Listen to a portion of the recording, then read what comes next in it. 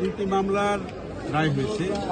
একটি মামলার প্রধান আসামি আজমিনা সিদ্দিককে 7 বছরের সশ্রম কারাদণ্ড, 1 লক্ষ টাকা জরিমানা, অনাদায়ে 6 মাসের কারাদণ্ড।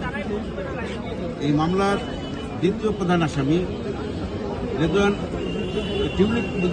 টিউলিপ সিদ্দিক, তাহার 2 বছর করে 4 বছরের কারাদণ্ড, 2 লক্ষ টাকা জরিমানা এবং 1 বছরের কারাদণ্ড, সশ্রম অনাদায়ে কারাদণ্ড।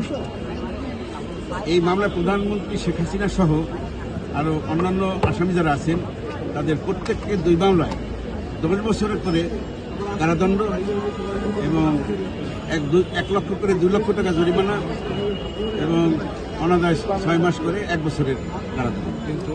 এবং এই মামলায় একমাত্র আত্মসমর্পণকৃত আসামি মোহাম্মদ খুরশিদ আলমকে আদালত 2 মামলায় 1 বছর করে 2 বছরের কারাদণ্ড প্রদান করেছে।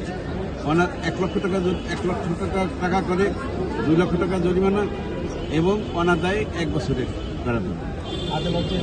তার কর্তৃপক্ষ বলেছেন তারা প্রত্যেকেই মিথ্যা হলফনামা প্রদান করেছে। তাদের নিজ নিজ নামে এই 2 জন, আজমিনা সিদ্দিক এবং রাদওয়ান মুজিব সিদ্দিক, 2 জনেই মিথ্যা হলফনামা প্রদান করেছে।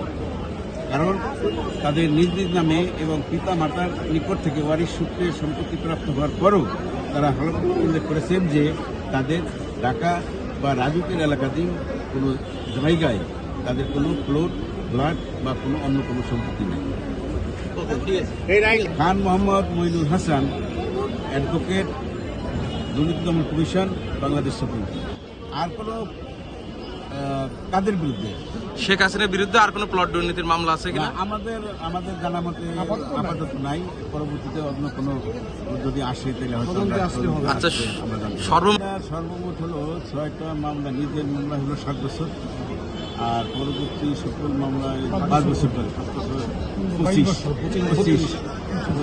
বছর।